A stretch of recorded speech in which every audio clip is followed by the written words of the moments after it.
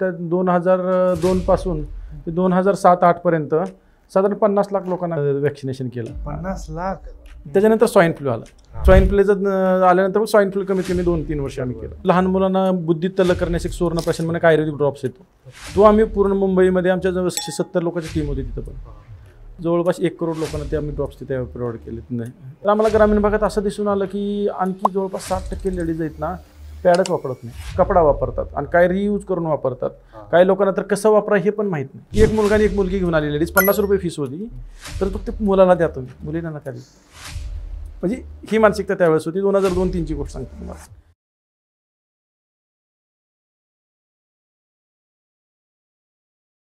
नमस्कार मित्रांनो, cutting pay meeting by Chetan Patil या पॉडकास्टवर तुम्हा सगळ्यांचं पुन्हा एकदा स्वागत आहे. मित्रांनो, चॅनलला सबस्क्राईब केलं नसेल तर पटकन करून घ्या, कारण नंतर तुम्हाला अजिबात वेळ मिळणार नाही.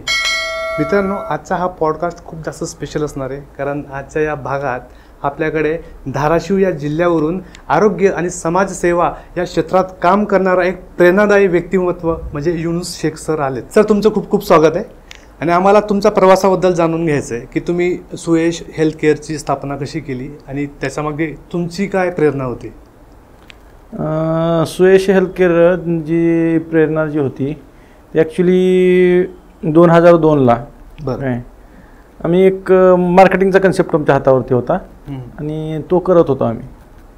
त्याच्यानंतर एक ओकाड म्हणून एक औरंगाबादला कंपनी आहे, ओकाड इन्स्टिट्यूट म्हणून आहे, आणि त्यांचं एक वॅक्सिन होतं हेपॅटायटिस बी म्हणजे कावीळ लसीकरणाचं. तर त्यापासून तिथून आम्ही वॅक्सिनेशन किंवा आयुर्वेदिक जास्त म्हणजे वळवलो. त्या टायमाला साधारण 400 ते 500 रुपये एका व्यक्तीला घेतले जायचे, जास्त चार्ज करायचे. तर आम्ही आमच्यातनं संस्थेमार्फत आणि आमच्यातनं सुयश हेल्थ केअर त्यांची स्थापना करून आम्ही ते फक्त 50 रुपये लोकांना अवेलेबल करून दिले, अफोर्डेबल. हां, 50 रुपयामध्ये. तर त्याची क्वांटिटी एवढी मोठी होती की दररोजचे आमचे कमीत कमी 2000 ते 3000 इंजेक्शन्स व्हायचे. बापरे. आणि लोकांचा एवढा प्रतिसाद होता. त्याच्यानंतर आम्ही जवळपास त्या 2002 पासून ते 2007-08 पर्यंत साधारण 50 लाख लोकांना मी वॅक्सिनेशन केलं. 50 लाख लोकांना. आणि ते म्हणजे पूर्ण जिल्हे, पाक नाशिक, धुळे, जळगाव, मालेगाव, त्याच्यानंतर जो तुमचा नंदुरबार, भंडारा, गोंदिया, हे सगळे जिल्हे आहेत ना, ते सगळे प्रत्येक ठिकाणी एक एक ब्रँचेस करून आम्ही तो पूर्ण जिल्हा कव्हर केला. आणि त्याच्यानंतर 2009ला ज्यावेळेस गव्हर्नमेंटनं ते फ्रीमध्ये केलं, त्याच्यानंतर आम्ही त्या हे कन्सेप्ट हे केला आणि मग त्याच्यानंतर दुसऱ्या कन्सेप्टकडे वळलो. बरोबर. त्याच्यानंतर हेपॅटायटिस बीच्या नंतर साधारण 1 वर्ष किंवा 6 महिने थोडासा गॅप पडला. त्याच्यानंतर मग आम्ही टायफॉईडमध्ये एक वॅक्सिन होती, त्याच कंपनीची होती, एक सिरम इन्स्टिट्यूट म्हणून आपल्या पुण्याची कंपनी आहे, तर त्यांचं एक टायफॉईडचं एक वॅक्सिन होतं. ते वॅक्सिन जे आपल्या मुलांना जे टायफॉईड होतो तर तो नाही झाला पण म्हणून दिलं जातं. म्हणजे होण्याचा हे सगळं प्रिव्हेंटिव्ह आहे. सगळं आम्ही जे टोटल काम प्रिव्हेंटिव्ह मध्ये करतो, म्हणजे आजार आहे म्हणून नाही, आजार होऊ नये म्हणून करतो. हेपॅटायटिस बी पण त्याच्यासाठीच आणि टायफॉईड पण त्याच्यासाठी. आणि त्याच्यासाठी त्याच्यानंतर 1 वर्षानंतर आम्ही रुबेला म्हणजे एक कन्सेप्ट होता. रुबेला म्हणजे एक मुलीनं दिलेली वॅक्सिन असते, म्हणजे त्याला मुलीला जे 12 वर्षाच्या नंतरच्या मुली असतात त्यांना प्रेग्नेन्सीमध्ये एखादं बाळ अपंग होतं किंवा हे होतं, त्याच्यासाठी ती वॅक्सिन दिली जाते. ती जनरली गव्हर्नमेंटकडनं फ्री दिली जायची काय, परंतु लोकांना ते माहिती नसल्या, अवेअरनेस नसल्यामुळे आम्ही डोर टू डोर जाऊन आमची जी कन्सेप्ट आम्ही अगोदर डोर टू डोर लोकांना कन्व्हेन्स करून सांगतो आणि मग त्या पब्लिकला तिथं बोलून मग स्पेसिफिक स्पेसला एखादं हॉस्पिटल्स आहे असेल किंवा एखादं ट्रस्ट असेल किंवा हे असेल त्या ठिकाणी पूर्ण डॉक्टरची टीम्स, त्याच्यानंतर वेगवेगळं ज्याला जे वॅक्सिन जे लागणार आहेत त्याचं टेम्परेचर मेंटेन करावं लागतं. तशा पद्धतीने मग त्यांना एका ठिकाणी जमा करून मग आम्ही त्यांना हे करून देतो. मग आता एवढ्या सगळ्या करत असताना कमीत कमी आमच्याकडे 200-250 लोकांचा स्टाफ होता. त्याच्यामध्ये 22 डॉक्टर होते, 22 नर्स होत्या, म्हणजे प्रत्येक ठिकाणी इंजेक्शन करण्यासाठी जे जवळपास. त्याच्याबरोबर आमचा एक दुसरा एक हा उद्देश होता की ह्यांना पण एक रोजगार पण उपलब्ध झाला पाहिजे काय. आणि त्या संस्थेच्या माध्यमातून आमच्यात सुयश हेल्थ केअरच्या माध्यमातून तर हा कार्यक्रम पूर्ण आम्ही महाराष्ट्रात त्यावेळेस राबवला. त्याच्यानंतर 2009च्या नंतर टायफॉईड संपलं, टायफॉईडच्या नंतर मग रुबेला संपलं, त्याच्यानंतर स्वाईन फ्लू आला. मग स्वाईन फ्लूचं आल्यानंतर मग स्वाईन फ्लू कमीत कमी 2-3 वर्ष आम्ही केलं काय. मग त्याच्यानंतर जो प्रवास होता तर त्याच्यानंतर 2012ला मग आम्ही मुंबईमध्ये पुन्हा एंट्री केली आणि मुंबईमध्ये जवळपास 2012 ते 2019 म्हणजे कोविडपर्यंत साधारण एक लहान मुलांना बुद्धी तल्लख करण्यासाठी एक सुवर्ण प्राशन म्हणून एक आयुर्वेदिक ड्रॉप्स येतो, तो आम्ही पूर्ण मुंबईमध्ये आमच्या जवळ 17-16 170 लोकांची टीम होती तिथं पण. आणि जवळपास 1 करोड लोकांना ते आम्ही ड्रॉप्स तिथे प्रोव्हाइड केले. 7 वर्ष लहान मुलांची बुद्धी तल्लक करण्यासाठी. म्हणजे सुवर्णप्राशन म्हणजे आयुर्वेदिक ड्रॉप आहे. जर तुम्हाला अभ्यास लक्षात राहत नसेल किंवा एखादी गोष्ट केली तर ही होत नसेल, जेवण जात नसेल, त्यासाठी एक आयुर्वेदिक ड्रॉप आहे. तो मार्केटमध्ये त्याची किंमत साधारण 2000 रुपये आहे. काय आम्ही 100 रुपयाला दिलं त्यांना आणि ते पूर्ण बॉटलच दिली 10 ml ची. आता जर तुम्ही जे ब्रँडेड कंपन्या आहेत मार्केटमध्ये, जसं की आता तुमचं दूध पापेश्वर आहे, तुमचं रामदेव बाबांचं पतंजली आहे, त्यांचे जर तुम्ही सुवर्णप्राशनचे जो ड्रॉप पाहिले तर 2000-2500 रुपयाला एक बॉटल आहे. तर ते आम्ही फक्त 100 रुपयाला लोकांना अवेलेबल करून दिली आणि त्याला पण तेवढाच मोठा प्रतिसाद होता. तर सर हा जो पूर्ण तुमचा जो प्रवास पाहिला तर तुमचं इन्स्पिरेशन कसं होतं? म्हणजे सुरुवातीपासून तुम्ही हेल्थ केअर सेक्टर पासून म्हणजे जॉईन? नाही सर, माझं मी अगोदर 2000च्या अगोदर आहे ना, मी actually door to door marketing करायचो. अच्छा, मेडिकल फील्डमध्ये? नाही, मेडिकल फील्डमध्ये नाही, किचनवेअरमध्ये प्रोडक्ट शेअर करायचं, म्हणजे मिक्सर, कुकर, ऍक्च्युली त्या फील्डमध्ये मी होतो. पण ही फील्ड सेमच होती. पण त्याच्यानंतर थोडं कसं झालं की हार्डवर्क करणारी मुलं आम्हाला भेटत नव्हती. म्हणजे पाठीवर बॅग घ्यायची आणि प्रोडक्ट सेल करायचा घरोघरी जाऊन. हा प्रोडक्ट मग आम्ही तिथून कन्सेप्ट, ह्याच्यामध्ये काय होतं तर घरोघरी जाऊन फक्त फॉर्म भरून घ्यायचा. म्हणजे पाठीवरचं वजन टोटल कमी झालं. आणि तोपर्यंत कसं त्याच्या अगोदर आम्हाला 8वी, 10वी, 12वीची मुलं भेटायची. त्याच्यानंतर एज्युकेशन पण चांगलं झालं पोरांचं. त्याच्यानंतर ग्रॅज्युएट मुलं भेटायला लागली. आणि पण त्यांचं कसं होतं की आम्हाला हार्डवर्क नको आहे. मग आम्ही ह्या कन्सेप्टकडे जास्त वळलो. आणि मग आमच्याकडे काहीच नव्हतं, म्हणजे वेटेड काहीच प्रश्न नव्हता. त्या टाइमला आम्ही मिक्सर विकायचो, कुकर विकायचो, इंडक्शन विकायचो, म्हणजे स्कीम लावून विकायचो, मोठमोठ्या स्कीम विकायचो आम्ही. ते आम्हाला हे वजन पण कमी झालं. आणि पुन्हा त्या आरोग्य क्षेत्राकडे वळल्यामुळे आमचे डॉक्टर होते, रिस्पेक्टवाली पण फील्ड होती आणि लोकांचं बेनिफिट पण दोन्ही साईडला होतं. मग त्याच्यामुळं आम्ही ह्या क्षेत्राकडे पुन्हा जास्त वळलो आणि तेव्हापासून आता पण 20-22 वर्ष झालं आम्ही ह्या क्षेत्रात आहे. बरोबर. सर आता एक असा प्रश्न आहे की सगळ्यात मोठं म्हणजे आपण मेडिकल क्षेत्रात किंवा मेडिकल फील्ड जे असेल किंवा इन्फ्रास्ट्रक्चर असेल भारतातलं, ते तोंडावर कधी पडलं भारतातलं आणि जगात? कोरोनामध्ये. बरोबर. म्हणजे तुमच्याकडे पैसा असेल तरी उपचार नव्हता, कसलंच काही भान नव्हतं, पैसा सुद्धा मॅटर नव्हतं करत. बरोबर. आणि माणुसकी पण नव्हती, म्हणजे काहीच नव्हतं. सगळ्यांचे वांदे झालेत. इव्हन दो अमेरिकेसारखी एवढी मोठी जी अर्थव्यवस्था असलेली कंट्री आहे, सुपर पॉवर असलेली कंट्री, त्यांचे पण बऱ्यापैकी वाट लागली. तर मग अशा परिस्थितीत हेल्थ केअर सेक्टरमध्ये तुम्ही इतके जीवातून काम करतायत, तर तुमची कशी अवस्था होती? तुमचा माइंडसेट काय सांगत होता की अजून काम करायची गरज आहे आपल्याला का कसं? म्हणजे नाही, तशी काम करायची तर आपल्याला खूप आवश्यकता आहे. ग्रामीण भागात जर आम्ही काम पाहिलं ना सर, तर आयुर्वेद आणि कुठल्याही ह्याच्यामध्ये जर पाहिलं तर खूप दुर्मिळ अवस्था आहे मार्केटमध्ये. आता आम्ही पाठीमाग सॅनिटरी पॅडचं थोडंसं ट्राय केलं होतं. तर आम्हाला ग्रामीण भागात असं दिसून आलं की आणखी जवळपास 60% लेडीज आहेत ना पॅडच वापरत नाहीत. कपडा वापरतात आणि काय रियूज करून वापरतात. काही लोकांना तर कसं वापरा हे पण माहित नाही. म्हणजे अशी म्हणजे एकेका ह्याच्यामध्ये गव्हर्नमेंट एवढं खर्च करतंय, हे करतंय, पण तरी ग्राउंड लेवलपर्यंत आता गेलेलं आणखी गेलेलं नाहीये. आणि आम्ही अशी मानसिकता बघितली की आपल्या ह्याच्यामध्ये की ज्यावेळेस आम्ही हेपॅटायटिस बी करत असताना, एक माझा अनुभव सांगतो मी. ज्यावेळेस लातूरला ज्यावेळेस आम्ही काम करायचो त्यावेळेस अशी परिस्थिती असं की तिथली माणसं तिथं कावेळीचं इंजेक्शन घेण्यासाठी त्यांच्या स्वयंपाक करणाऱ्या बाई लेडीजला घेऊन यायची. काय किंवा यांना इंजेक्शन दिलं तुम्ही तर हे स्वयंपाक करतात आणि त्यांच्यापासून आम्हाला आजार होणार नाही. म्हणजे तिथली मानसिकता ही होती, म्हणजे एज्युकेटेड फॅमिलीची. काय पूर्ण गाडीच भरून यायचे ते, म्हणजे आमची मावशी स्वयंपाक करते यांना इंजेक्शन द्या तुम्ही. आणि तीच परिस्थिती आपल्या धाराशिवमध्ये अशी होती की एक मुलगा आणि एक मुलगी घेऊन आली लेडीज, 50 रुपये फीस होती, तर फक्त मुलाला द्या तुम्ही, मुलीला नका देऊ. म्हणजे ही मानसिकता त्यावेळेस होती. 2002-03ची गोष्ट सांगतो तुम्हाला. म्हणजे घरातले पैसे आमच्याकडे असे यायचे की 10-10 रुपये गल्ल्यामध्ये गोळा केले, त्यामध्ये 1 रुपया 2 रुपये असले ना आमच्याकडे चिल्लर पोत्याने जमा व्हायची. म्हणजे लोकांकडे एवढी ही होती. आणि हा जो फरक आहे तो एक मानसिकतेचा पण आणि कॅपॅसिटीचा पण आहे. आता मी तुम्हाला सॅनिटरी पॅडचं सांगितलं. आता काय बायका असं म्हणतात की आमच्या घरात 4 बायका आहेत, त्यांच्या सगळ्याचे जर महिन्याला आम्हाला खर्च करायचं तर तेवढी पेइंग कॅपॅसिटी आमची नाही आहे. म्हणजे आणखी भरपूर काम व्हायला पाहिजे. आणि ग्रामीण भागात जर आणखी पाहिले तर मोठमोठे हॉस्पिटल तुम्हाला दिसत आहेत, आपल्या पुण्यामध्ये दिसत आहेत, नाशिकमध्ये दिसत आहेत. तिथं म्हणजे हॉस्पिटल टाकायला जागा नाही. आणि ग्रामीण भागात अशी परिस्थिती आहे ज्या ठिकाणी पेशंट आहे तिथं डॉक्टर नाही. डॉक्टर पेशंट ऑक्सिजन नाही, काही ना काही नसतं. आणखी मी पाहिलंय ग्रामीण भागामध्ये की भरपूर जे तुमचे बंगाली डॉक्टर्स आहेत, हे आहेत, ते लोक बिनधास्त प्रॅक्टिस करतात काय. आणि त्यांना पण तेवढा म्हणजे रिस्पॉन्स पण तिथून भेटतो. काय भेटतो? कारण मोठे मोठे जे डॉक्टर आहेत ना ग्रामीणला जायला तयार नाही. त्यांना त्यांची मुलं शिकली पाहिजे, त्यांना हे तर झालं पाहिजे, अशा पद्धतीनं सगळे करतायत. सर आता मला एक सांगा की एखादा व्यक्ती सपोज आता ट्रस्टेबल कुठं हे होतो की अरे मार्केटमध्ये ही औषधी 400 रुपयाला आहे आणि हा माणूस 50 रुपयाला देतोय ना मला, की मग तुझा काय फायदा बाबा, तुझ्याकडनं काय घ्यायचं मी, काय भरोसा आहे. किंवा रामदेव बाबा एखादी गोष्ट सॉरी नाव नाही घ्यायला पाहिजे की एखादा मोठा ब्रँड असेल तो जे बुद्धी तलक होण्याचे जे औषध आहे ते 2000ला देत आहे आणि तुम्ही 100ला देत आहे, म्हणजे असं मी का घेऊ तुमच्याकडनं मग. किंवा मग जरी मी घेतलं सर एक मिनिट जरी मी घेतलं तरी ते तुम्हाला कसं काय परवडतंय, ते हे बॅलन्स कसं काय करतोय. सांगतो. आता बघा मी तुम्हाला स्टार्टिंगला सांगितलं की ओकाडस आणि सिरम कंपनीचे आम्ही वॅक्सिन्स वापरत होतो, जे डॉक्टर वापरत होते तेच आम्ही वापरत होतो. अलग लक्षात सेम बॉटल सेम पूर्ण त्याच्यात सेमच, त्याच्यामध्ये काही फरक नाही. MRP तेवढी, किंमत तेवढी कॉन्टेंट तेवढं सगळं म्हणजे त्याच कंपनीचं, म्हणजे तो वेगळा नाही. पण एका डॉक्टर पाशी पेशंट येण्यासाठी 20 पेशंट येण्यासाठी त्याला 20 दिवस लागतात. आमच्या पाशी दिवसाला 200 पेशंट येतात, आमच्या पैसे बल्कमध्ये येतात. आम्ही 10 रुपये कमवतोय, नाही असं तर 10 रुपये कमवतोय, पण 200 पेशंटच्या पाठीमागे आम्ही 2000 रुपये कमवतोय. आणि ते 250 रुपयाला देतात, आम्ही 50 रुपयाला देतात, ते 200 रुपये कमवतात, आम्ही 2000 कमवतोय. अच्छा, सुवर्णप्राशनमध्ये पण सेम थीम तीच होती. आमच्या दररोज 1000 बॉटल द्यायच्या पर डेला, 1000 बॉटल द्यायच्या. त्यांची एक बॉटल विकण्यासाठी प्रत्येक त्यांच्या काउंटरला दिवसाला एक बॉटल नाही विकत. आणि सगळं आम्ही अवेअरनेस पैदा करतो. आमचा मेन उद्देश काय माहिती आहे का, काय आहे हे लोकांना घरोघरी जाऊन सांगतो. काय प्रश्न त्यांनी जरी आमच्याकडे चेक केला ना तर त्यांना तोच दिसेल, त्या डॉक्टरकडे आहे तोच आमच्याकडे दिसेल. तोच ब्रँड असेल, तो चेंज नसेल. अलग लक्षात. आणि कंटेंट सेम असतील त्याच्यामध्ये, चेंजेस नसेल. बरोबर.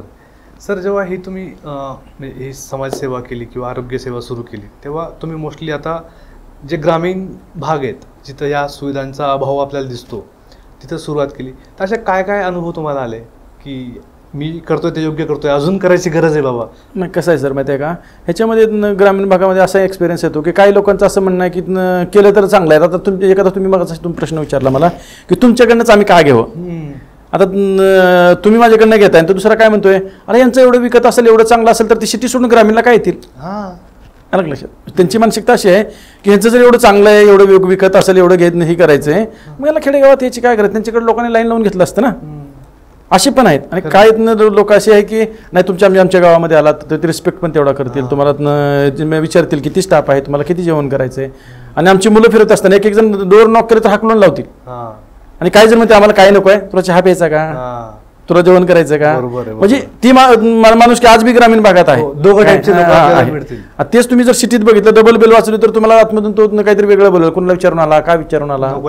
म्हणजे ते पण अनुभव त्या ठिकाणी आहेत. आणि ग्रामीण भागात तो पण आज बी चांगला भाग आहे. आमची मुलं आज बी फिरतात नाही मार्केटमध्ये, तर काही लोक शेंगा घेऊन जा, काय त्यांच्या शेतामध्ये काही फ्रुट्स वगैरे असतील ते घेऊन जा. म्हणजे ती एक हित आहे. आणि जर तुम्ही सिटीमध्ये कुठं बघितलं एखादा हात लावला तर तू का हात लावला, म्हणजे आणखी ते आहे.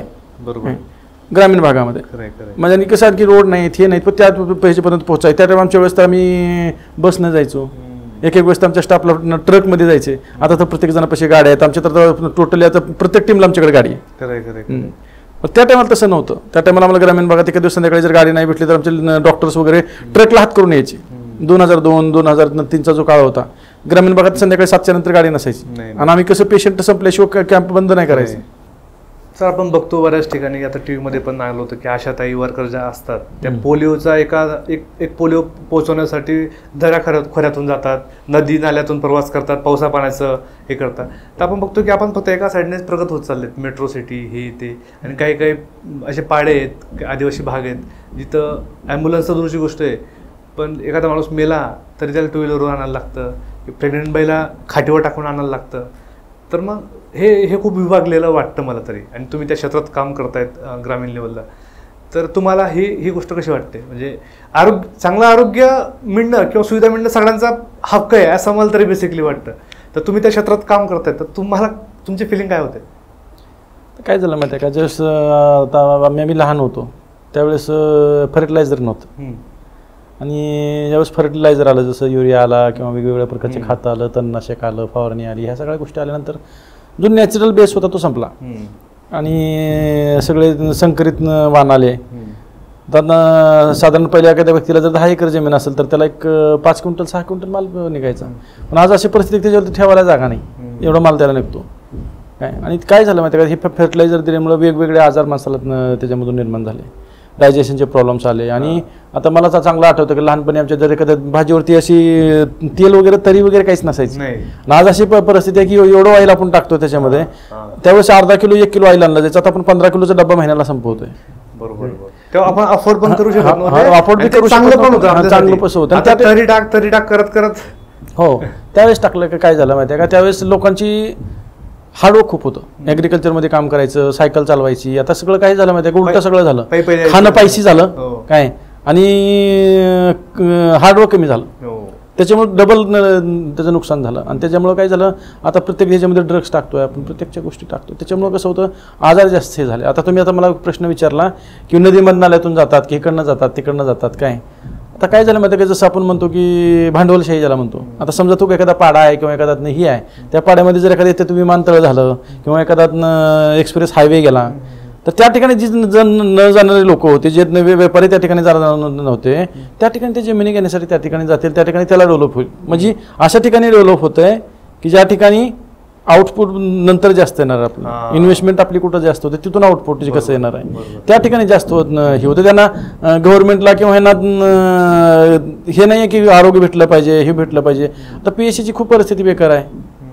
दिवसभर 2 डॉक्टर बसलेले असतात, तर एखादं एक पण व्यक्ती तिथे जात नाही.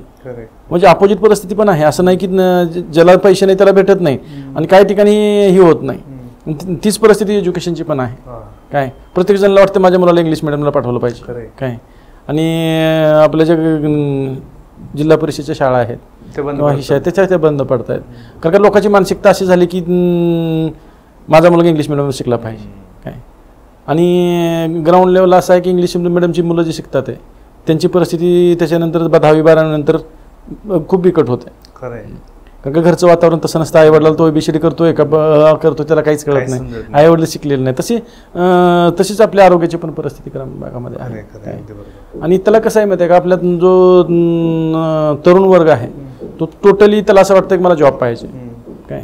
आणि आता सगळी गव्हर्नमेंटची म्हणण्यापेक्षा पूर्ण जगाचीच परिस्थिती अशी आहे की तुमची क्वालिटी असेल तर आम्ही तुम्हाला जॉब देऊ, विदाऊट क्वालिटीचा जॉब नाही दिला. आणि आपलं एज्युकेशन असं झालं की 0 क्वालिटीचं एज्युकेशन आहे. त्याच्यामुळे काय होतं माहिती आहे का, जो कॉन्फिडन्स आहे तरुणाचा की कुठं एखादा बिझनेस करायचा आहे किंवा एखादी समाजसेवा करायची आहे किंवा एखादं NGO स्थापन करायचं आहे किंवा कुठल्या ग्राउंड लेवलला काम करायचं आहे, तर आपला पहिला प्रश्न असा असतो की मला जमेल का नाही काय. मग परिस्थिती काय निर्माण होते की ते जमायचे की त्याला असं वाटतं मी काय करू, मग आईवडिलाला पण नको, काय वाटतं रिस्क नको घ्यायला. आता उदाहरणार्थ एखाद्या मुलाला जसं मी सांगितलं की असा बिझनेस आहे, बिझनेसमध्ये 1 लाख 2 लाख रुपये तुला टाकायचे आणि तुला महिन्याला 10-20 हजार किंवा 50,000 1 लाख रुपये मिळतील, कालांतराने तुला महिन्याला 50 लाख पण मिळतील. मग तुझ्या आईवडील म्हणतो तू बिझनेस करायचाच, मी तुला काय पैसे नाही देणार काय, पण तुम्हाला देणार नाही काय. आणि जर एखाद्या वेळ म्हटलं ना एका शाळेमध्ये जागा आहे शिपायाची आणि तिथे 10 लाख रुपये भरायचे, तू त्याचे काही अर्धी एकर जमीन विकून ते 10 लाख रुपये काय. तर हा जो कॉन्फिडन्स आहे ना तो ग्राउंड लेवलला नाही आहे काय. आणि पेशन्स बिलकुल नाही आहेत. मराठी समाजामध्ये एक म्हण आहे की कुठलाही बिझनेस चालू केल्यानंतर कमीत कमी 1000 दिवस बंद करायचा नसतो काय, 1000 दिवस बंद करायचा नसतो. जर आपल्याकडे एखादं तुम्ही शॉप टाकलं, एखादा कुठला एखादा बिझनेस चालू केला आणि त्याला जर 4 दिवस 8 दिवस जर कस्टमर नाही आलं ना, तर तो जातच नाही, बंदच करून बसतो की मग तो कोण येत नाही, मी जाऊन करू काय. आणि तीच परिस्थिती तुम्ही आरवड्याची पाहिली काय. आता आम्ही दररोज फिरतो, आता सकाळची गोष्ट आहे, मी नाशिकमध्ये होतो, सकाळी 6:30 वाजता मारवाड्याची दुकानं उघडलेली होती, संडे असताना सकाळी 6:30ला. आम्ही ह्याचं आपल्या ऑफिसचं ओपनिंगचं सामान त्या ठिकाणी आणायला गेलो होतो, 6:30ला मारवाड्याची दुकानं उघडलेली होती.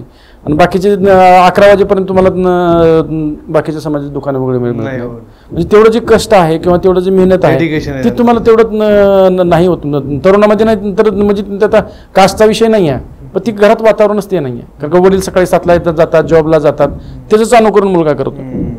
आणि बिझनेस हा फसत असतो, बिझनेसमध्ये नुकसान होतं, हा प्रकारचा आणखी पण खूप आहे. तर त्याच्यामध्ये काहीतरी चेंजेस आले पाहिजेत आणि हे झाले पाहिजे. फक्त तुम्ही मोटिवेशनल ऐकून किंवा हे ऐकून तर तुमची जी एनर्जी आहे ना, तुम्ही फक्त 1-2 तास ते वाढते किंवा 4 दिवस 8 दिवस तुम्ही आता करायचं. आपल्याला जसं MLA मॉले जसं कसं हे करतात, स्टेजवरती घेऊन जातात, आपला करोडपती बनणार आहे, आपण हे करणार आहे, ते करणार आहे, तर ते स्वप्न विकतात. आणि त्याच्या पाठीमागे आपला समाज खूप पळतो. आजच्या डेटला जी फसवणूक होते, तुला पैसे डबल करून देतो, शॉर्टकट पाहिजे, हा खूप प्रकार झाला. हार्डवर्क आता आम्ही आता परिस्थिती अशी झाली की आम्ही पहिले पेपरमध्ये जाहिरात द्यायचो. मी 2002ला वगैरे पेपरला जाहिरात द्यायचो, त्याच्यातून मुलं जमा करायचो.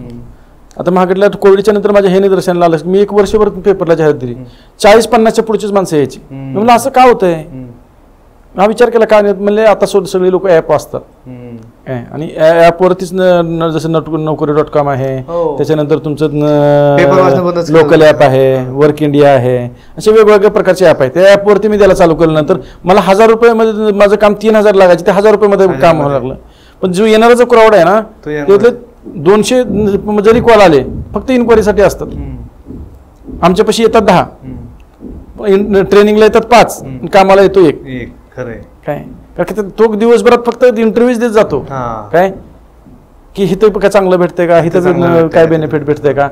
आणि पहिला प्रश्न हा असतो की सुट्टी कधी आहे आणि पगार कधी होतो, तुझ्यापाशी स्किल काय आहे, तू करतो काय काय नाही. म्हणजे तो एक हे आहे. तर त्या डेव्हलप झालं पाहिजे, स्किल डेव्हलप झालं पाहिजे. काय तुमचं एज्युकेशन पोस्ट ग्रॅज्युएशन आहे आणि तुम्हाला बँकेत पैसे टाकाल तर तुम्हाला स्लिप भरता येत नाही, तर त्या एज्युकेशनचा काय उपयोग नाही. सर या सुयश हेल्थ सेंटरमधून एक प्रोडक्ट तुम्ही आता लॉन्च करताय, तर त्या प्रोडक्टबद्दल जरा माहिती द्या. ॲक्च्युली प्रोडक्ट नाही म्हणता येणार. कसं आहे ॲक्च्युली माहिती आहे का, एक मशीन आहे, त्या मशीनमध्ये 20 ते 22 प्रकारच्या वेगवेगळ्या प्रकारच्या टेस्ट होतात, मेडिकल टेस्ट होतात. तर काय होतं ग्रामीण भागामध्ये जे आहे ना, तर एखाद्या लेडीजला शुगरचा प्रॉब्लेम आहे पण तिने कधी शुगर चेक नाही केली, काय शुगर कधीच नाही चेक केली, तिला माहितीच नाही असं का होतंय. ती काय करते मेडिकलमध्ये गोळ्या घेते किंवा कुठल्या तरी काढे पिते किंवा काय करते. ठीक आहे, एखाद्याचा हार्टचा प्रॉब्लेम आहे, त्याला धाप लागते, ही करते, तो पण तसंच शेतात काम करतो, तो त्याच्याकडे लक्ष देत नाहीये, म्हणजे इसी काढत नाही किंवा काय करत नाही किंवा आवर्जून जायची त्याला गरज नाही वाटतात. एखाद्या लेडीचं हेमोग्लोबिन लो असतं, 7 हेमोग्लोबिन, 8 किलो, एखादी शेतात काम करताना ती चेक करून पडते, पण ती कधी बघतच नाही की मग मी हे केलंय म्हणून. म्हणजे तुझ्या बॉडीमध्ये कुठल्या प्रकारचा आजार आहे. आता जनरली आपण जर सिटीमध्ये पाहिलं तर आपण 40-45 नंतर तुमच्या वेगवेगळ्या प्रकारच्या मेडिक्लेम कंपनी आहेत, ते तुमची बॉडी चेकअप करतात, तुम्हाला काय आजार आहे बघतात. आता तुम्ही वर्कर आहेत तुमचे जे वेगवेगळ्या प्रकारच्या कंपनीला गव्हर्नमेंटने असं बंधन घातलं की तुम्ही यांची बॉडी चेकअप केली पाहिजे 3 महिन्यानंतर, केलं पाहिजे. हे आवश्यक ते कधी केलंच नाही काय. मग ते हे जे आहे ना, ते ग्राउंड लेवलच्या लोकांना पण कळायला पाहिजे की मला काय आजार आहे काय, आणि त्या आजारापासून मला काय करता येईल. जर तुम्ही सतर्क झाला तर तुम्हाला हे करता येईल ना. तुम्ही फक्त सकाळी उठताय, दिवसभर काम करता, चेक करायला तर कुठली एखादी गोळी खाताय, नाहीतर गरम पाण्याने शेकताय आणि त्याचं हे करत जात आहे. त्याच्यामुळे काय होतंय की हळूहळू ना ते हे होत जातं, वाढत जातं आणि मग सिरियस होत नाही. आणि जेव्हा सिरियस होते त्यावेळेस मग सुविधा उपलब्ध नसतात, त्यानंतर पण तुमचे लाखो रुपये जातील आणि त्याच्यानंतर जीव वाचेल का याची गॅरंटी नाही काय. तर आमचा हा जो कन्सेप्ट आहे तो ॲक्च्युली ग्रामीण भागातल्या लोकांना जे आहे ना सतर्क करण्याचा आहे, प्रिव्हेंटिव्ह आहे की बाबा तुम्हाला सतर्क झालं पाहिजे. तर तुम्हाला कुठला आजार आहे तुमचा कळायला पाहिजे अगोदर आणि त्याच्यापासून औषध उपचार झाले पाहिजेत. बरोबर. तर म्हणजे हा कन्सेप्ट अशा पद्धतीचा आहे. ॲक्च्युली त्या जे मशीन्स आहेत मोठ्या मोठ्या ह्याच्यामध्ये लावलेले आहेत, पण आम्ही काय करतो ग्रामीण भागापर्यंत त्या मशीनवरती घेऊन जातो लोकांकडे आणि ग्रामीण भागामध्ये जाऊन लोकांना अगोदर अवेअरनेस पैदा करतो, लोकांना घरोघरी जाऊन सांगतो की बाबा ह्याच्यामध्ये ह्या चेक होणार आहेत आणि हे जर बाहेर तुम्ही मार्केटमध्ये चेक करायला गेला तर 3,000 ते 4,000 रुपये लागतील. काय आम्ही 200 रुपयाला करून देतो. मग असंच तीच मी आता तुम्हाला सांगेल की तुम्हाला कसं परवडते नंतरचा हाच भाग आला तर आमची जी ठिकाणी येतात की ग्रामीण भागामध्ये 100, 100, 150 पेशंट होतात.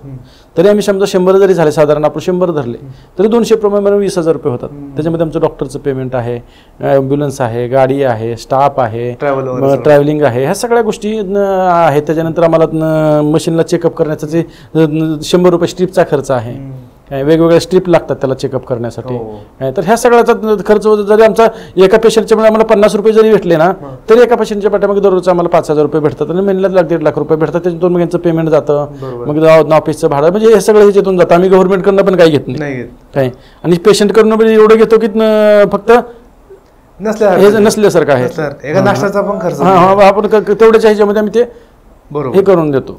सर आता हे जे मशीन तुम्ही म्हणताय ते तुम्हीच प्रोव्हाइड करता का? सपोज आता माझं गाव आहे, माझी ग्रामपंचायत आहे, मला ग्रामपंचायत मध्ये लावायचं आहे किंवा मला त्याचा बिझनेस म्हणून वापर करायचा आहे, तसं काहीतरी मॉडेल दोन प्रकार आहेत सर. आता एखादं कसं आहे, तुम्ही आता गावाचे सरपंच आहात किंवा नगरसेवक आहात आणि तुम्हाला असं वाटतंय की बाबा मला माझ्या वाढदिवसानिमित्त किंवा एखाद्या त्यांचे वडील वारले त्यांच्या पुण्यस्मृत आपल्याला एखादा कॅम्प भरवायचा आहे, कसं आपण ब्लड डोनेशन करतो किंवा वेगवेगळ्या प्रकारचे कॅम्प करतो, तर त्यांना असं वाटतं की आपण कॅम्प करायचा. तर आम्ही काय म्हणतो की सर नॉमिनल आम्ही तुम्हाला त्यांना 200 रुपये घेतो ना, तर तुम्ही बल्कमध्ये घेतलं ना, तुम्ही आम्हाला 150 रुपये द्या, तुमचे काय 500 पेशंट असतील 1000 पेशंट असतील आम्ही तुम्हाला फ्रीमध्ये करून देऊ.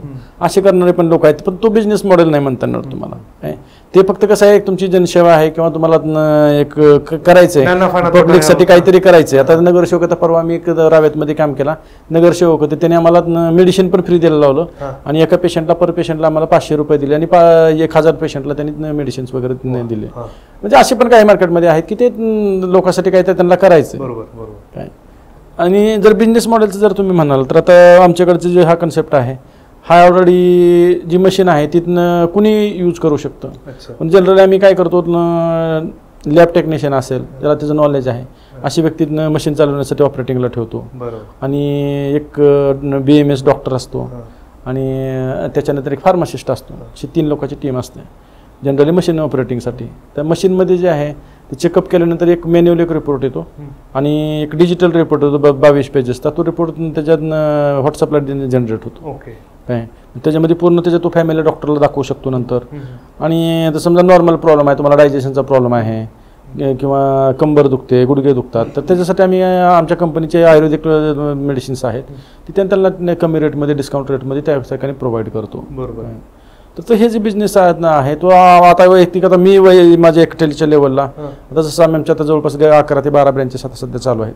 तर मला आता असं वाटतं की हे मी एकटं नाही करू शकत. बरोबर. काय तर मला कुठेतरी प्रत्येक ठिकाणचा जर एखाद्या डिस्ट्रिक्टची व्यक्ती आहे तर त्या व्यक्तीला ते मशीन आणि ते एक प्रोव्हाइड करायचं आणि तुम्ही नॉमिनल काय असेल ती संस्थेला ही करायचं आणि बाकी मशीन प्रोव्हाइड करू, आम्ही मेडिसिन्स तुम्हाला प्रोव्हाइड करू. तर तुम्ही त्या ठिकाणी एक तुम्हाला एक रोजगार पण उपलब्ध होईल, एक बिझनेस पण तुमचा चालू होईल, तुमच्या गावातल्या लोकांची सेवा पण तुम्हाला करता येईल. हा दुहेरी उद्देश असा आहे. बरोबर. की बल्क क्वांटिटीमध्ये जसं समजा 11 मशीन्स आहेत आपल्याकडे किंवा 11 ठिकाणी काम करतोय आपण महाराष्ट्रामध्ये. आपल्या महाराष्ट्रामध्ये 36 जिल्हे आहेत. बरोबर. काय आणि त्याच्यापेक्षा बी एका जिल्ह्यामध्ये 20-20, 25-25 तालुके आपलं 20-25 मोठी गाव आहेत. त्या ठिकाणी आपण ते कॅम्पिंग लावू शकतो आणि लोकांना सेवा देऊन प्लस सेवा दिल्यानंतर जे आपल्याला काय बेनिफिट मिळणार आहे ते पण दोन्ही समाधान आपल्याला भेटणार आहे आणि आपलं ही पण होणार आहे. तर हे जे मशीन आहे आपण कुठं इन्स्टॉल करू शकतो? जसं आता प्रायव्हेट हॉस्पिटल असतील, लॅब्स असतील किंवा मग कुठंही इन्स्टॉल करू शकतो, फक्त त्या ठिकाणी लाईट पाहिजे आणि इंटरनेट पाहिजे. हां, आपण कुठेही इन्स्टॉल करू शकतो. आणि फोल्डेबल मशीन आहे, त्याचे 4 पार्ट होतात. एखादी कुठली पण व्हॅन असेल तर त्या व्हॅनमध्ये आपण ते 4 पार्ट टाकू शकतो आणि बाकीचे त्याचे जे आहेत ते सगळे हे करून 10 मिनिटाचा वेळ लागतो, 10 ते 15 मिनिटात आपण मशीन इन्स्टॉल करू शकतो.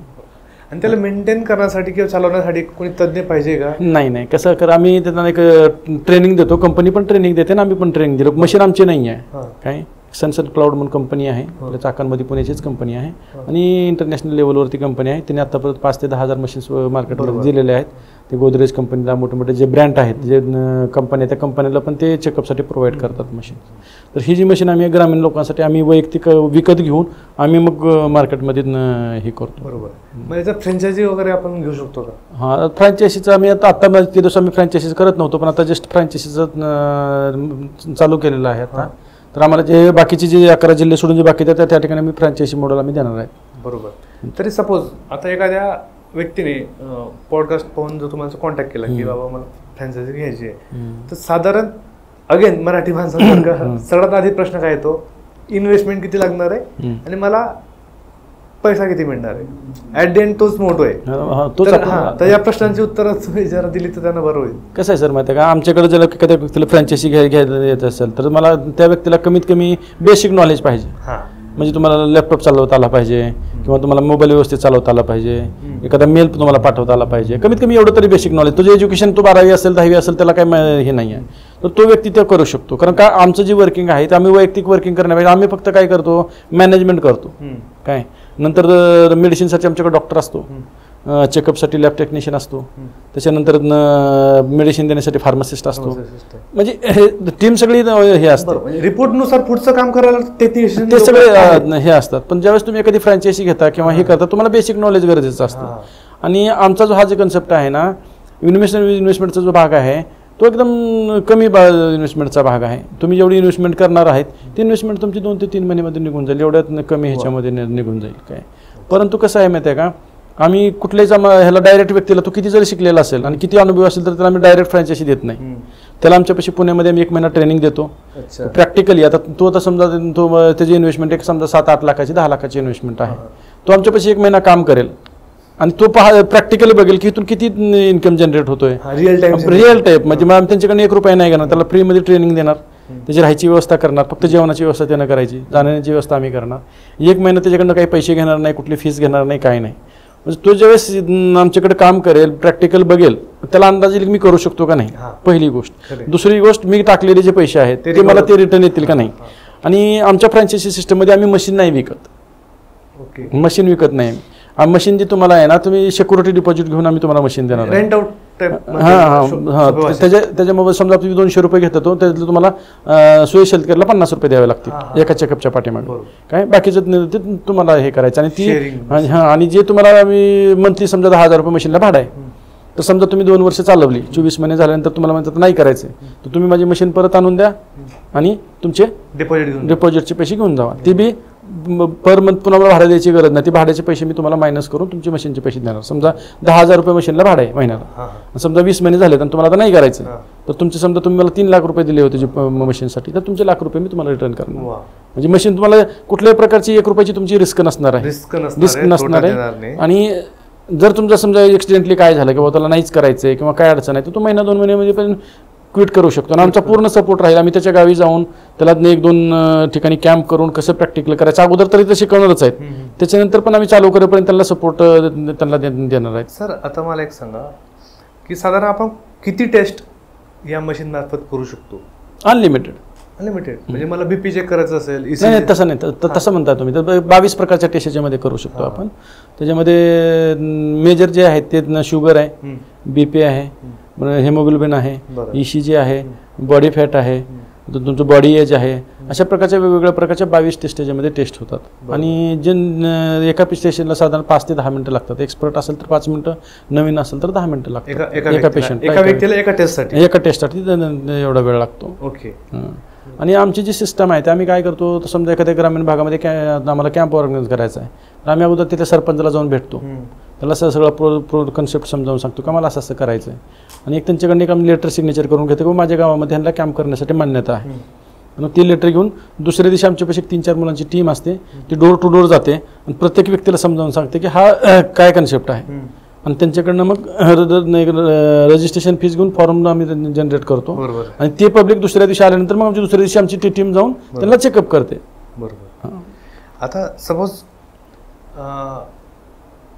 पूर्ण मशीन घेतल्यानंतर मेंटेनन्स हा पार्ट खूप महत्त्वाचा असतो की त्याला मेंटेन करण्यासाठी. कारण कधी कधी आपण बघतो की मेडिकल इक्विपमेंट जे असतात त्यांचं प्रिसाईज असणं खूप महत्त्वाचं आहे, टू बी प्रिसाईज. ओके. आता आपण कधी कधी प्रेग्नन्सी किट पण आपण कधी प्रेग्नन्सीसाठी वापरतो, ते डॉक्टर म्हणतात की त्याच्यामध्ये 10% लॅग असतोच, तरी बरेच लोक म्हणतात की प्रेग्नन्सीसाठी तुम्ही ब्लड टेस्ट पण करून घ्या, to be for safe side कन्फर्मेशनसाठी. त्याची ॲक्युरसी किती आहे आणि याला मेंटेन करण्यासाठी काय काय गोष्टी अपेक्षित आहेत? बघा, आमची जी मशीन आहे ती ॲक्च्युली प्रिव्हेंटिव्ह आहे. आम्ही कुठलाही आजारी पेशंट आमच्याकडे घेत नाही. काय आता जनरली तुम्ही आहात तर तुम्हाला चेकअप करायचं, तुम्हाला का चेकअप करायचं किंवा माझ्या बॉडीमध्ये काय म्हणजे सध्या काही शुगर मला झालेली आहे का किंवा मला बीपीचं व्यवस्थित आहे का, ECG मध्ये माझे काय प्रॉब्लेम आहे का, हे बघितलं जातं. त्याच्यानंतर आमची का आता नवीन आम्ही हे केलं की ज्या शासनाच्या ज्या योजना आहेत, जे पंतप्रधान योजना आहे, त्याच्यानंतर तुमची महात्मा फुले योजना आहे, तर आमच्या टेस्टमधून जर आम्हाला असं कळलं की डॉक्टरला जर वाटलं की ह्या व्यक्तीला हार्टचा प्रॉब्लेम आहे, तर तो आम्ही तिथलं जे लोकलचं जे हॉस्पिटल आहे त्या हॉस्पिटलला पाठवून देऊन त्याचं 5 लाखापर्यंत ऑपरेशन आम्ही फ्रीमध्ये करून देतो. पूर्ण हो, फ्रीमध्ये. पुढची लाईन सगळी लागते. हा, पुढची लाईन पण आम्ही लावून देतो त्यांना. म्हणजे कसं, जर एखाद्या तुम्हाला डोळ्याचं ऑपरेशन करायचं आहे तर डोळ्याचं ऑपरेशन आम्ही तुम्हाला त्या योजनेमार्फत फ्रीमध्ये करून देऊ. कारण का आम्ही ज्या ठिकाणी डिस्ट्रिक्टमध्ये जाणार आहे त्या ठिकाणी तिथलं एक महात्मा फुलेचं हॉस्पिटल आहे, ते हॉस्पिटल आम्ही अटॅच करून घेतो आणि त्यांना मग ते पुढचा हे करतो. आणि ज्यांना नॉर्मल आहे काय थोडासा त्रास होतोय किंवा हे होतंय तर तशा व्यक्तीला आम्ही आयुर्वेदिक मेडिसिन देतो सवलतीच्या दरामध्ये आणि त्यांना पाठवून देतो. जर महिनाभरात नाही झालं तर ते वर्षभरात कधी हॉस्पिटलला जाऊन हे करू शकतो. आणि पेशंटचा जो डेटा आपण कलेक्ट करतो त्यांचा हेल्थ विषयीचा तो व्यवस्थित मेंटेन केला जातो का या क्षेत्रामध्ये? नाही ऑलरेडी कसं आहे सर माहिती आहे का, ॲक्च्युली तो जो डाटा आहे ना ऑटोमॅटिक आमच्या मशीनला सर्व्हरला डाऊन होतो. अच्छा. काय सर्व्हरला डाऊन होतो आणि तो डाटा आम्ही कोणालाच देत नाही. ओके. आणि त्या डाटा म्हणजे कुठल्या कंपनीला किंवा कोणाला देत नाही डाटा तो ॲक्च्युली आमच्याकडे डाटा तो ह्यासाठी ठेवतो आम्ही कोणाकोणाचे चेकअप केले आणि त्याचा काय काय रिपोर्ट आमच्यापेक्षा आहे तुमच्या ऑडिटसाठी. हां आमच्या ऑडिटसाठी किती लोकांना आम्ही टेस्ट केलेला आहे आणि पूर्ण मशीन डिजिटल आहे. आता माझी समजा इथून औरंगाबादला माझी मशीन चालू आहे तर मला इथून बसून कळेल की तिथे किती पेशंट झालेले आहेत. हो बरोबर. आणि जर आम्ही त्यांना जर नेटवर्क सेट करून दिलं की तू फक्त औरंगाबादमध्येच करायचं तो बाहेर येऊ शकत नाही ना, तू त्या सर्व्हरच्या बाहेर गेला की ऑटोमॅटिक डिस्कनेक्ट होईल ते. म्हणजे डिस्कनेक्ट होईल ते चालणार नाही. चोरीला जाण्याची शक्यता पण नाही केलं पण ती चालणारच नाही. त्याचं फक्त आम्ही इकडे नाही केलं ना ऑटोमॅटिकली बंद होऊन जाईल मशीन. जर समजा एखाद्या व्यक्तीने समजा आता फीस नाही दिली, समजा एखाद्या ट्रान्झॅक्शन आम्ही दिलं आणि जर तो पेमेंट नाही करत आम्ही इकडनं केलं की ते मशीन त्याच्या काहीच कामाची राहणार नाही. आपल्याला ऑटोमॅटिकली आम्हाला कळत जाईल की ऑफिसमध्ये मला बसून कळेल की कुठल्या मशीनवर त्याचे किती टेस्ट झाले, आज कोण कामावर गेले आणि कुठल्या लोकेशनला. बोलता येणार नाही की नाही सर आमच्याकडे असं पण करता येणार नाही. सर सपोज आता मी एक मशीन मी घेतोय तुमच्याकडनं तर माझ्याकडे किती मॅनपॉवर पाहिजे ते मशीन रन करण्यासाठी? साधारण मॅनपॉवर तुम्हाला 8 माणसं लागतील. 8 माणसं लागतील कारण का तुमचा कॅम्प करण्यासाठी 4 माणसं लागतील आणि ग्राउंड लेवलचं का सर्वे करण्यासाठी 4 माणसं लागतील. ओके. पण ही माणसं पण सगळं आम्हीच देतो तुम्हाला. अच्छा.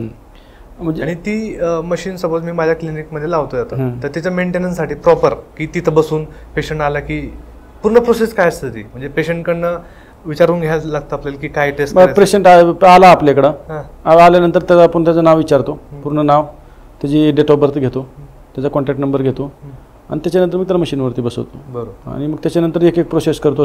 स्टार्टिंगला त्याचं उभा करून त्याची हाईट घेतो, नंतर वेट हाईट ऑटोमॅटिकली ती मशीनवरती उभा राहिला की ती प्रोसेस एक चालू होते. मग त्याच्यानंतर त्याच्या पल्स रेट किती आहेत, त्याच्यानंतर बॉडीमध्ये टेम्परेचर किती आहे, म्हणजे सगळं स्टेप बाय स्टेप. मग शुगर BP 22 प्रकारच्या टेस्ट ऑटोमॅटिकली 3 फक्त त्याच्यामधले इजिबल आहेत, बाकीचे इनिजिबल आहेत. मग ब्लड आम्ही फक्त आपण हातावरती किती घेतो असं ड्रॉप, 1 ड्रॉप घेतला तो ड्रॉप आम्ही शुगरला पण वापरतो आणि तो हेमोग्लोबिनला पण वापरतो. दोन्ही पण त्याला वापरतो.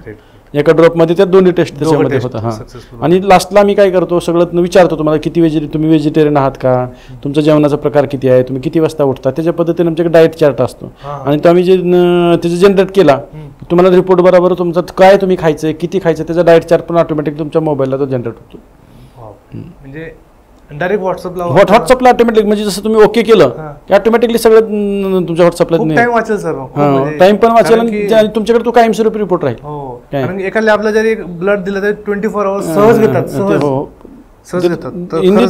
30 सेकंदाच्या आतमध्ये तुम्हाला रिपोर्ट जनरेट होऊन जाईल. तर आतापर्यंत काय फीडबॅक आहे लोकांचा मार्केटचा? खूप चांगला आहे सर, खूप चांगला आहे. कसं आहे माहिती आहे का, मी फ्रँचायसी ह्याच्यासाठी देतोय की मी काय कव्हर नाही करतो एवढा रिस्पॉन्स काय, म्हणजे मला नाही सांभाळताना असं मला वाटतं. आता मी इतके 20 वर्षापासून काम करतोय. माझ्या अगोदरचे जे कन्सेप्ट होते ना, आता वॅक्सिनेशन होतं एवढी छोटीशी बॉटल होती, कशात पण बॅगमध्ये घेऊन जायला लागायची. आता मशीन मोठी आहे, त्याला हे करावं लागतं, त्यासाठी गाडी लागते. अगोदरचे सुवर्णप्राशनचे कन्सेप्ट 10 ml ची बॉटल होती, इंजेक्शनची 10 ml ची बॉटल होती. तेच होऊन जायचं ना ते, त्याला आईस पॅक टाकला आणि बॉक्समध्ये पॅक केलं ते होऊन जायचं. पण आता कसं आहे माहिती आहे का, मेडिसिन्स न्यायचे, गाडी आहे, हे सगळ्या गोष्टी मेंटेन होत नाहीत. आणि कसं ग्राउंड लेवलला कोण किती काम करतं त्याच्यापेक्षा मला काय म्हणायचं, मी एकटा करण्यापेक्षा आपण सगळेजण मिळून करूया काय. म्हणजे मला हे म्हणायचं, मी पूर्ण महाराष्ट्र नाही करू शकत आहे काय. आणि वर्ष 6 महिने जर महाराष्ट्र झाला तर नंतर मध्ये कर्नाटक, आंध्रा, काय माझे मित्र आहेत, काय डॉक्टर्स लोक, सर तुम्ही आमच्याकडे पण या, आमच्याकडे पण करा. त्यांचं असं म्हणणं आहे. सर मला महाराष्ट्रच होत नाही आहे, निश्चित मी तुमच्याकडे येईल, पण थोडंसं मला इथल्या अगोदर डेव्हलप होऊ द्या काय. आणि हे डेव्हलप झाल्यानंतर हे डेव्हलप मग आपण त्या ठिकाणी पण आपण करू त्याच्यासाठी. सर आता आपल्या पॉडकास्टच्या माध्यमातून बऱ्याच लोकांपर्यंत तुमचं हे मशीनबद्दलची माहिती जी खरंच इतकी फायदेशीर पण आहे, टाईमसुद्धा वाचवते, पैसे वाचवते आणि एकाच ठिकाणी तुम्हाला 22 ते 25 टेस्ट मिळत आहेत, ऑन दी स्पॉट व्हॉट्सअपवर मिळत आहेत, ॲक्युरेसी करेक्ट आहे. तुमचा एकदम वॉक इन डिस्टन्सवर असणाऱ्या सगळ्या गोष्टी. तर बरेच लोकांना आता उत्सुकता असणार आहे की तुमच्याशी संपर्क कसा साधायचा. तर मी डिस्क्रिप्शन बॉक्समध्ये तुमचा नंबर मेन्शन करतो आणि तुमचा अजून काही संपर्क असेल तोही मेन्शन करतो. पण आपला पॉडकास्ट पाहून जर कोणी तुम्हाला अप्रोच झाला तर त्यांच्यासाठी काही ऑफर आहे का?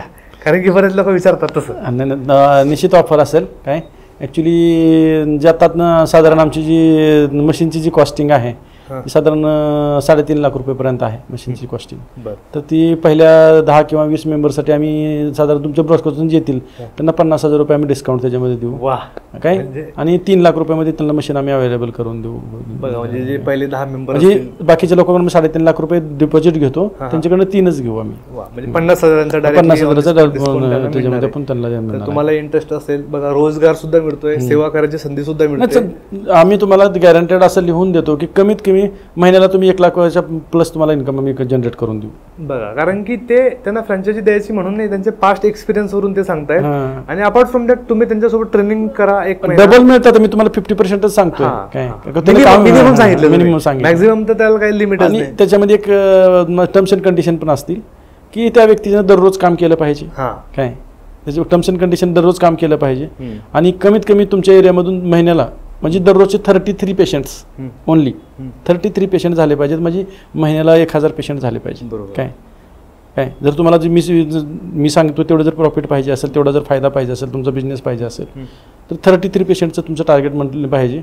जर 3 महिने जर तुम्ही ते टार्गेट पूर्ण नाही केलं तर आम्ही तुमचे पैसे परत करू आणि आम्ही त्या ठिकाणी दुसरी व्यक्ती टाकू. कारण का आम्हाला लोकांपर्यंत जायचं, लोकांचा बेनिफिट करायचं, पैसे कमवण्यापेक्षा आम्हाला हे महत्वाचं आहे. कारण का त्या ठिकाणी आम्ही मशीन दिली दुसऱ्या वेळी आम्ही आणि दुसरं त्याच्यामध्ये एक आमची अशी आहे की त्या जिल्ह्यामध्ये दिल्यानंतर आम्ही दुसऱ्याला देणार नाही.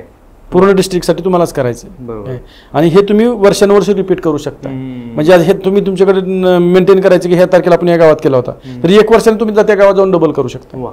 काय तर आता आमचा जो रेशो आहे एक समजा 4,000 लोकसंख्येचं गाव आहे तर साधारण आमच्या पैसे 100च येतात. म्हणजे 1% पण नाही ते.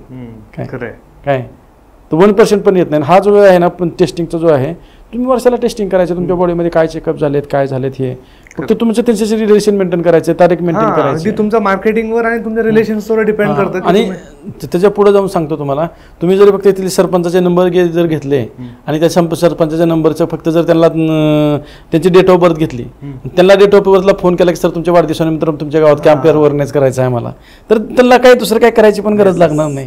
काय त्यांना फक्त सांगायचं सर आम्ही करून जातो, तुम्ही फक्त बॅनर लावा, असं असं तुमच्या कॅम्प आहे, आम्ही येऊन तुमचे करून जातो.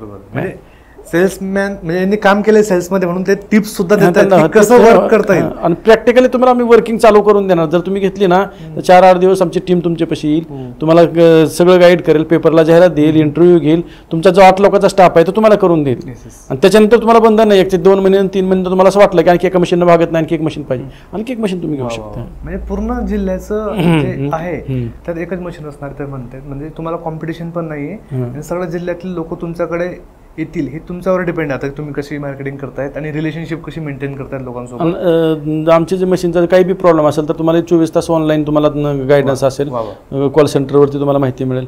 तुम्ही फक्त व्हिडिओ कॉल करायचा आणि सांगायचं की, आणि मशीनची 1 वर्षाची पूर्ण गॅरंटी असेल, फक्त कुठलाही प्रोडक्ट फुटला नाही पाहिजे तर आम्ही तुम्हाला पीस टू पीस बदलून देऊ.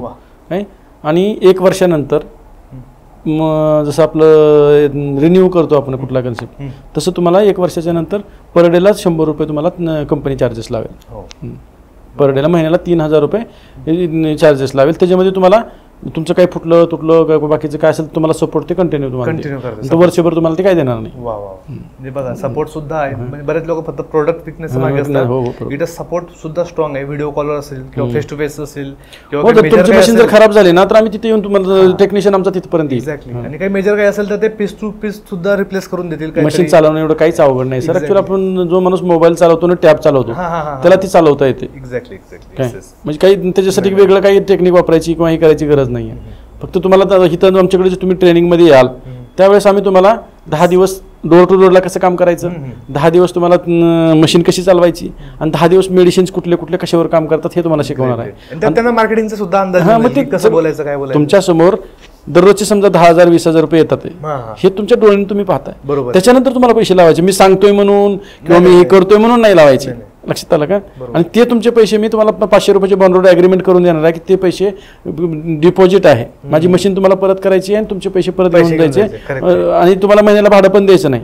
त्या डिपॉझिटमधून भाडं मायनस करून मी तुमची मशीन तुम्हाला परत, मग तुम्ही वर्षभर वापरा, 200 वर्ष वापरा, कारण मला माहिती मशीन परत येणारच नाही. मला एवढी गॅरंटी आहे की ती परत येणारच नाही. हे शब्द कधी येतात सर जेव्हा आपल्या प्रोडक्टवर असतो, बरोबर, तेव्हाच हे शब्द बाहेर निघतात. अदरवाईज गॅरंटी वॉरंटीचा आता जमाना राहिला नाही. पण आम्ही सांगतो ना, तर तुम्हाला नसेल ना तर कधी तुम्ही क्विट करू शकता, असं काही खणखणीत असल्यामुळे सर डिरेक्टली गॅरंटी घेत आहेत. तर तुम्हाला या प्रोडक्ट बद्दल जास्त माहिती पाहिजे असेल तर डिरेक्टली त्यांच्याशी संपर्क साधा आणि हवा असेल तर सहज कशाना 1-2-3 दिवसाचा 5 दिवसांचा ट्रेनिंग सेशन अटेंड करा. त्यात तुम्हाला खरंच आयडिया येईल की खरंच हे वर्थ, म्हणजे तुम्हाला खरंच पैसे कमवता येतील का नाही येतील, किंवा ते मशीन वगैरे हँडल करता येणार आहे की नाही येणार आहे याची तुम्हाला प्रचिती येऊन जाईल. त्यानंतर डिसिजन घ्यायला तुम्ही मोकळे. तर डेफिनेटली सर मला खरंच खूप भारी वाटलं तुमच्याशी गप्पा मारून, आणि तुम्ही ज्या लेवलला ग्रामीण लोकांच्या आरोग्याला घेऊन जे काम करतायत आणि खूप आधीपासून काम करतायत तुम्ही, एक वॅक्सिन विकण्यापासून तर आता हे मशीनपासून, तर खूप त्यांचं लाईफ सोपं होणार आहे. बऱ्याच लोकांचे पैसे वाचणारे, टाइम वाचणारे, जीवसुद्धा वाचणार आहे. आणि आरोग्यसेवा आणि समाजसेवा दोघं मिळून तुम्ही हे जे काम करतायत खरंच मला खूप बरं वाटलं. तुमचा अनुभव कसा होता इथे? कशाच्या संदर्भात अनुभव विचारतो? पॉडकास्ट संदर्भात अनुभव तर मी पहिलाच ब्रॉडकास्ट करतो तसा विचार केला तरी काय, कारण का आम्ही ऑनलाईनमध्ये खूप कमी होतो काय, कारण आता मला असं वाटलं की आता गरज आहे आपल्याला करायला पाहिजे, कारण काय आपण आता तिथपर्यंत नाही जाऊ शकणार आहे काय. तर आपल्याला असं वाटतं की आपण ब्रॉडकास्टच्या माध्यमातून, आपण पॉडकास्टच्या माध्यमातून त्याच्यावरनं हे झालं पाहिजे. तर पहिला ह्याच्यामध्ये एकदम मस्त अनुभव होता आणि चांगलं वाटलं, आणि तुमचे क्वेश्चन पण आणि व्यवस्थित माहिती आणि पब्लिकपर्यंत पोहोचलं असं वाटतं मला. त्याच्यापासून निश्चितच लोकांना पण अवेअरनेस होईल आणि लोक हे करण्यापेक्षा लोकांना कळेल की बाबा एक मशीन आहे, किंवा ते फ्रँचायझी घेतील नाही घेतील करतील काम नाही, पण लोकांना हे कळेल की बाबा अशा पद्धतीचे एक वर्क आहे आणि अशा पद्धतीने लोकांचं हे चांगलं काम करतात. लोकांपासून ते तुमच्या ब्रॉडकास्टपासून ते लोकांपर्यंत जाईल अशी मला अपेक्षा आहे. आणि अगदीच तुमचा काही प्लॅन नसेल मशीन घ्यायचा तर तो कोणाचाही बर्थडेचा मार्फत सुद्धा तुम्ही कॅम्प अरेंज करू शकता. असं नाही की मशीन घ्यायलाच पाहिजे, कोणाचा बर्थडे असेल, आजी आजोबांचा, कोणाचाही लहान बाळाचा, सेवा द्यायची असेल तर तुम्ही यांच्याशी संपर्क साधून छोटासा कॅम्प ऑर्गनाईज करू शकतात की ज्या मार्फत लोकांना या सुविधेचा फायदा होऊ शकतो. सो आय होप तुम्हाला हा एपिसोड आवडला असेल, आणि डेफिनेटली जर तुम्हाला वाटलं तर सरांसोबत कॉन्टॅक्ट करा. Thank you so much for watching this video guys. Thank you so much. असंच प्रेम असू द्या. चॅनलला लाईक, शेअर आणि सबस्क्राईब करायचं विसरू नका. Thank you so much.